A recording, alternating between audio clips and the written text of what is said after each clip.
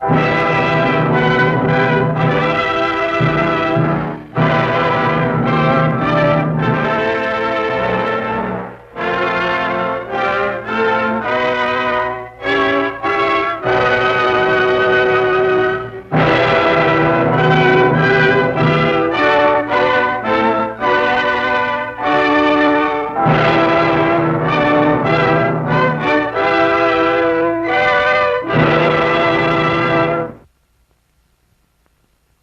are about to see the first of 3 films which have been made to help us size up our enemy, Japan. To beat the Japanese and to do the job thoroughly, we have got to understand them thoroughly. What sort of people they are, how they fight, what they are fighting for, and the resources they have to fight with. You will see the harsh, unpromising land, small geographically and comparatively poor in resources, out of which, by making the most intensive and economical use of every inch of land, of every stone and tree and blade of grass, a fanatical people determined to conquer the world have built an empire strong enough to come within reach of this ambition. This is Japan. This is the land which the Japanese believe is the center of the universe.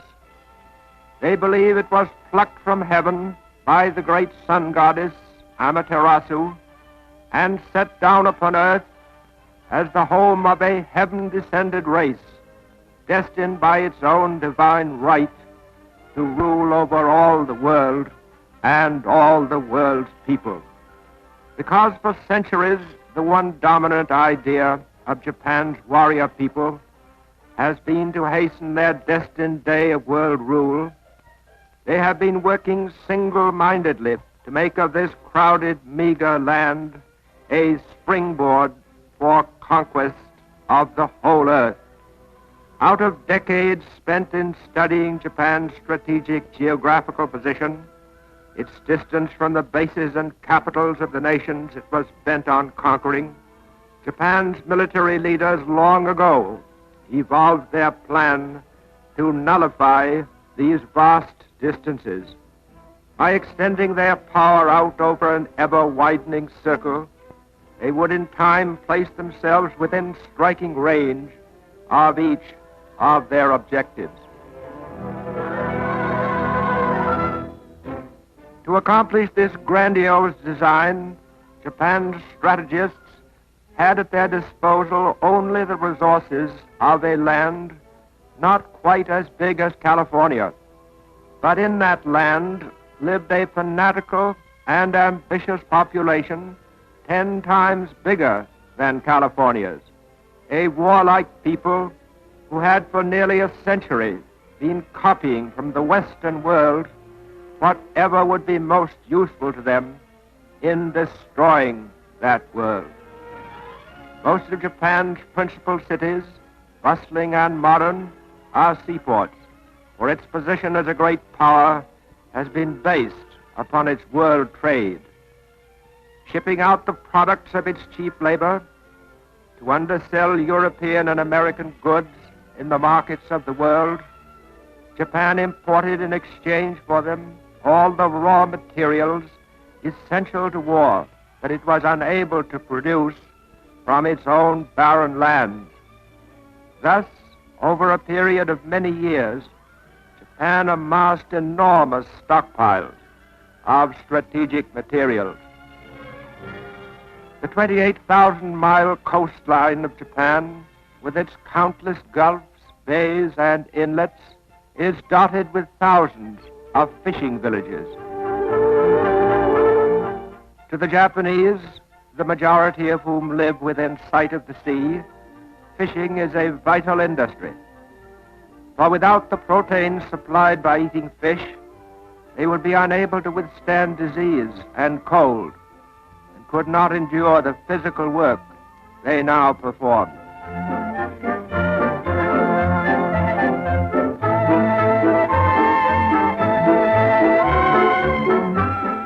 Stretching for 2,900 miles along the coast of Asia, the islands of Japan have a solid backbone of mountains.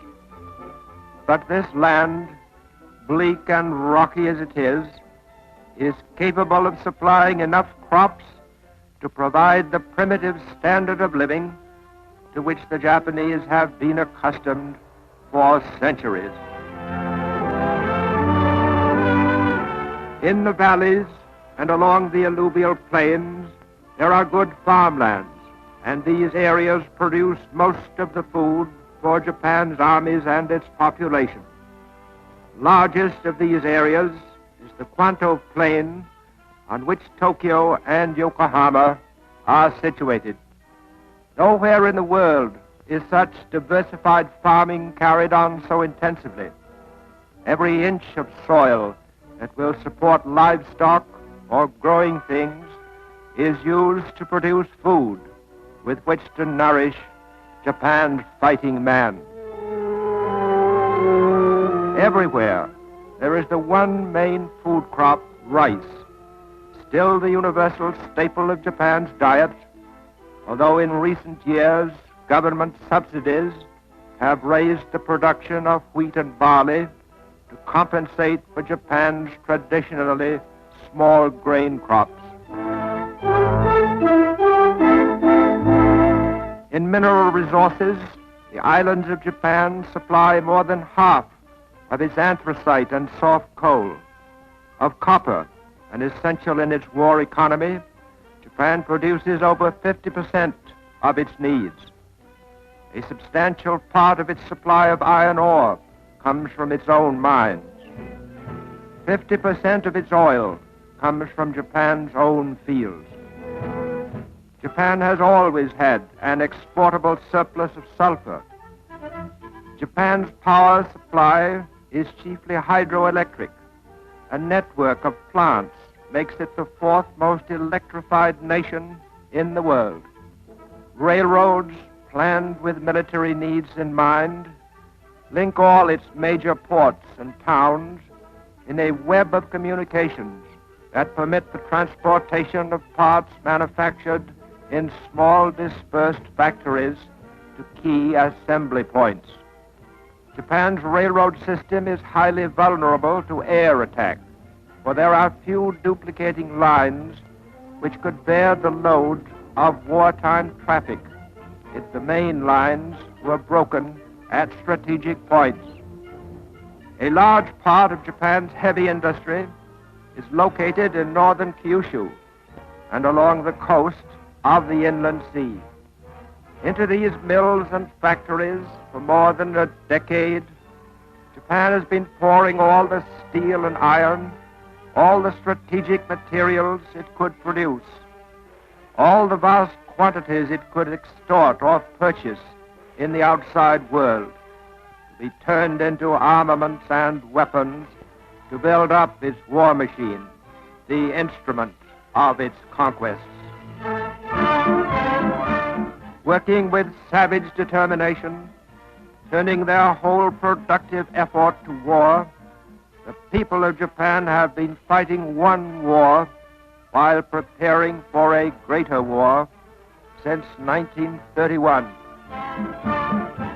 Out of their resources, carefully husbanded, they have built up their industrial establishment and amassed their stocks of finished arms and munitions, for upon this greater war their very destiny depends. Today, still a formidable power on sea and on land, Japan is a relentless enemy of the civilized world, but one that can and will be beaten.